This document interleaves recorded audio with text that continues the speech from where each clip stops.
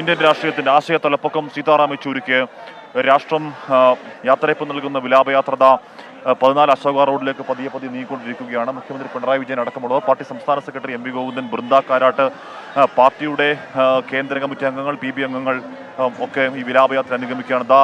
ഈ ആംബുലൻസിൽ സഖാവ് സീതാറാം അവസാന യാത്രയ്ക്കൊരുങ്ങി 14 അശോക റോഡിലേക്ക് പോവുകയാണ്. ഈ ആംബുലൻസിൽ 14 അശോക റോഡ് എന്ന് പറയുന്നത് ഇതിനുള്ളിൽ കിടക്കുന്ന സഖാവ് സീതാറാമിന് ഏറ്റവും പ്രിയപ്പെട്ട, അദ്ദേഹത്തിന്റെ പ്രവർത്തന പന്ഥാവിലെ ഏറ്റവും പ്രധാനപ്പെട്ട ഒരു റോഡാണ്, ഒരു ഓഫീസാണ് അശോക റോഡിലെ ഓഫീസ്. അതിനുശേഷം 92 വരെ CPM കേന്ദ്ര കമ്മിറ്റി ഓഫീസ് 14 അശോക റോഡിലായിരുന്നു. അതിനുശേഷമാണ് ഇങ്ങോട്ട് AKG ഭവനിലേക്ക് മാറുന്നത്. AKG ഭവനാവട്ടെ 14 അശോക റോഡാവട്ടെ, സഖാവ് സീതാറാം യെച്ചൂരിയുടെ കോമ്രേഡ് സീതാറാം യെച്ചൂരിയുടെ അദ്ദേഹത്തിൻ്റെ ഏറ്റവും പ്രിയങ്കരമായ കർമ്മമേഖലയാണ്. ആ കർമ്മമേഖലയിൽ കൂടി ആശയത്തലപ്പൊക്കം, പ്രത്യയശാസ്ത്രവും പ്രാക്ടിക്കൽ പൊളിറ്റിക്സും, പ്രത്യയശാസ്ത്ര ചോർച്ച വരാതെ, ഏതെങ്കിലും തരത്തിൽ പ്രത്യയശാസ്ത്രത്തിന് ഇടർച്ച വരാതെ പ്രാക്ടിക്കൽ പൊളിറ്റിക്സ് മുന്നോട്ട് കൊണ്ടുപോയ ഒരു മഹാനേതാവ് ഈ വഴികളിൽ കൂടി കടന്നു പോവുകയാണ്.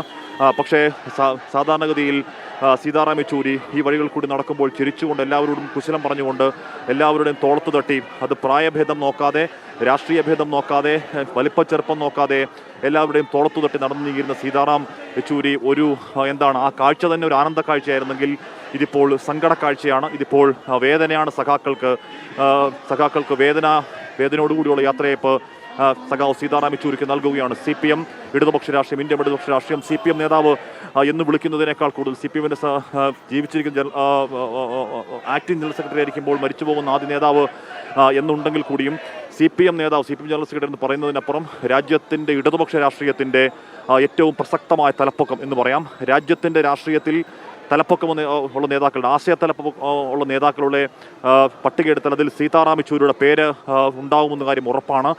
ആശയത്തിൻ്റെ തലപ്പൊക്കം, എല്ലാവരുമായും അടുത്ത സൗഹൃദം കാത്തുസൂക്ഷിച്ച ഒരു രാഷ്ട്രീയ നേതാവിൻ്റെ സൗമ്യമെങ്കിൽ പോലും ഇടിമുഴക്കം പോലെ വാക്കുകൾ പുറത്തേക്ക് വരുന്ന സീതാറാം യെച്ചൂരി, പാർലമെന്റിലടക്കം ആശയവ്യക്തതയോടുകൂടി കാര്യങ്ങൾ സംസാരിക്കുന്ന സീതാറാം യെച്ചൂരി, കടുകട്ടി പ്രത്യയശാസ്ത്രം പോലും സാധാരണക്കാരൻ, ഹരിയാനയിലെ UPയിലെയോ അല്ലെങ്കിൽ കേരളത്തിലെയോ ഒരു സാധാരണ കർഷകന്, വലിയ വിദ്യാഭ്യാസം ഇല്ലാത്ത ഒരാൾക്ക് പോലും വളരെ ലളിതമായി സുഗമമായി മനസ്സിലാകുന്ന രീതിയിൽ പറയാൻ കഴിയുന്ന ഒരു രാഷ്ട്രീയ നേതാവിൻ്റെ അവസാന യാത്ര കാണുന്നു. ബൽറാം നെടുങ്ങാട് കൂടി ചേരുന്നുണ്ട്. ബൽറാം, നമ്മൾ കാണുന്നത് നൂറുകണക്കിന്, ആയിരക്കണക്കിനായ പാർട്ടി പ്രവർത്തകർ സീതാറാം യെച്ചൂരിക്ക് അശോക ഭവനിലേക്ക് അല്ലെങ്കിൽ 14 അശോക റോഡിലേക്കുള്ള യാത്രയപ്പ് നൽകുന്നതാണ്. അടുത്ത കാലത്ത് ഒരു ഇടതുപക്ഷ നേതാവിന് കിട്ടുന്ന ഏറ്റവും വലിയ യാത്രയപ്പാണെന്ന് പറഞ്ഞുകൂടെ ബൽറാം? ഹഷ്മി, ഈ യാത്ര ഏറെ വൈകാരികമാണ്. സീതാറാം യെച്ചൂരി എല്ലാ ദിവസവും രാവിലെ 10:30 തൻ്റെ പാർട്ടി ആസ്ഥാനം CPMന്റെ കേന്ദ്ര കമ്മിറ്റി ആസ്ഥാനമായ AKG ഭവനിലേക്ക് എത്തിയിരുന്ന അതേ വഴി ഭായ് വീർ സിംഗ് മാർഗിലൂടെ അദ്ദേഹത്തിന് വേണ്ടിയുള്ള വിലാപയാത്ര ഇപ്പോൾ കടന്നു പോകുകയാണ്.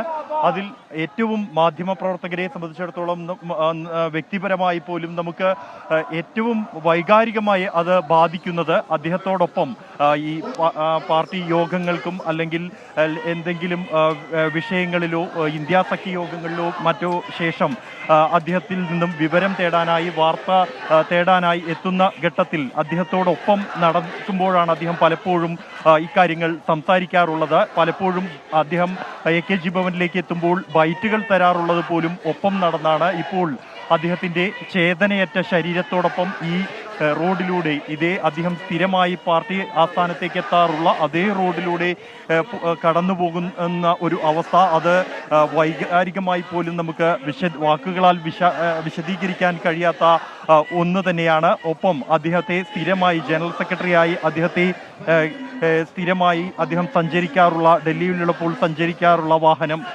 അത് ഓടിക്കുന്ന ഡ്രൈവർ രാകേഷ്, എല്ലാവരും അദ്ദേഹത്തെ അനുഗമിച്ചുകൊണ്ട് പുറകെ വരുന്നു.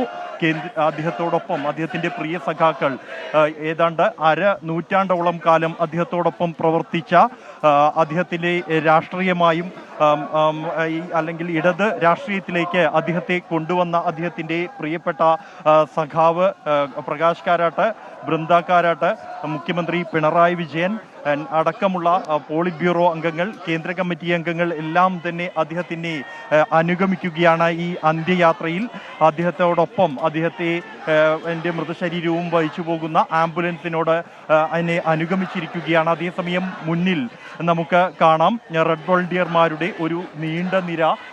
ഈ കൂടാതെ മറ്റ് വിവിധ വർഗബഹുജന സംഘടനകളിൽ നിന്നുള്ള സഖാക്കൾ, വിദ്യാർത്ഥി സഖാക്കൾ എല്ലാം തന്നെ പ്രിയ സഖാവിനെ അന്ത്യയാത്രയാക്കാനായി എത്തിയിരിക്കുന്നു. അവർ അദ്ദേഹത്തെ ഈ വിലാപയാത്രയുടെ ഭാഗമായി മുന്നോട്ട് പോയിക്കൊണ്ടിരിക്കുകയാണ്. 14 അശോക റോഡിനോട് അടുത്തുകൊണ്ടിരിക്കുകയാണ് ഈ വിലാപയാത്ര. ഏറെ വൈകാരികമായ നിമിഷങ്ങളാണ്. ഇന്ത്യ എന്ന സങ്കല്പം, അതിന് ഏറ്റവും യോജിച്ച ഒരു നേതാവ്. അദ്ദേഹം തന്നെ നേരത്തെ പാർലമെന്റിൽ നടത്തിയ പ്രസംഗത്തിൽ അദ്ദേഹം തന്നെ സ്വയം